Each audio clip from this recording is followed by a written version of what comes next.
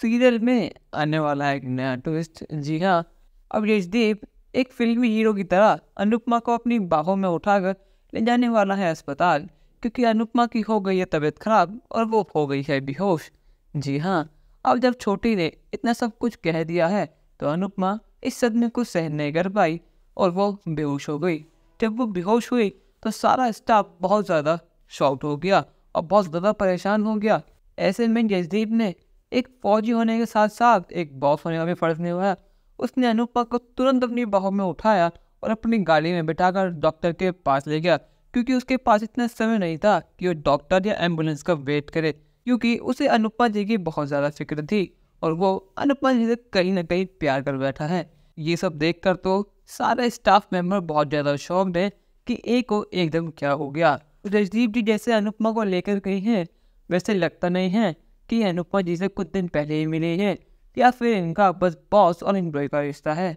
Jasdeep sir को देखकर लगता है कि अनुपमा कुछ उनकी अपनी लगती है या फिर अनुपमा और उनका कुछ और रिश्ता है। जब जसदीप अनुपमा को डॉक्टर के लेकर गया, डॉक्टर ने बताया कि ये बिल्कुल आउट ऑफ डेंजर है, ये बिल्कुल ठीक है, इन्हें बस किसी बात का सदमा लगा है इसलिए ये बेहोश हो गई है। मैंने इनको दवाई दे दी है, इन्हें कुछ ही घंटों में होश हो जाएगा। और ये जसदीप उसे अपने घर लेके जाता है तो वो अनुपमा जी को उठाने की कोशिश करता है, पर लेकिन अनुपमा नहीं उठती।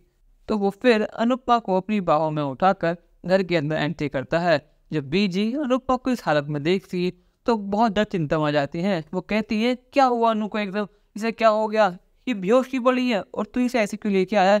वो कहता है, बीजी ठंड रखो, सब कुछ शांत है, अनुपमा जी बिल्कुल ठीक है, पर थोड़े ये बेहोश हो गए थे, वहाँ कुछ रेस्टोरेंट में हो गया था इसलिए इनकी ऐसी हालत हुई है।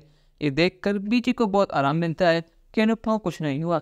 पर बीजी ये देखकर उससे ज़्यादा खुश होती है कि जब जसदीप उसे अपनी बाहों में उठाकर लाया तो उन दोनों में उन्हें अपने बहू और बेटा दिखाई देने लगे। वो चाहती है कि अनुपमा इस घर की बहू बन जाए। और वहाँ रेस्टोरेंट पर जब श्रुति रेस्टोरेंट में जोशी बहन से मिलने पहुंची तो रेस्टोरेंट के स्टाफ ने बताया कि जोशी बहन की तबीयत खराब हो गई थी, वो बेहोश हो गई थी, इसलिए वो अब यशदीप सर के घर पे गई है और वहीं वो टेस्ट कर रही हैं। ये सुनकर श्रुति को चिंता तो होती है और वो सोचती है कि वो जोशी बहन से उनके घर जाकर ही मिल लेगी। जब ये बात वो अनुज को बताती है कि जोशी बहन को चक्कर आ गए थे और यशदीप सर उसे अपने घर ले गई हैं, तो ये सुनकर अनुज को बहुत अजीब लगता है कि अनुपमा की तबीयत खराब होने पर यशदीप उसे अपने घर को लेकर गया। वो उसे हॉस्पिटल में एडमिट भी करा सकता था।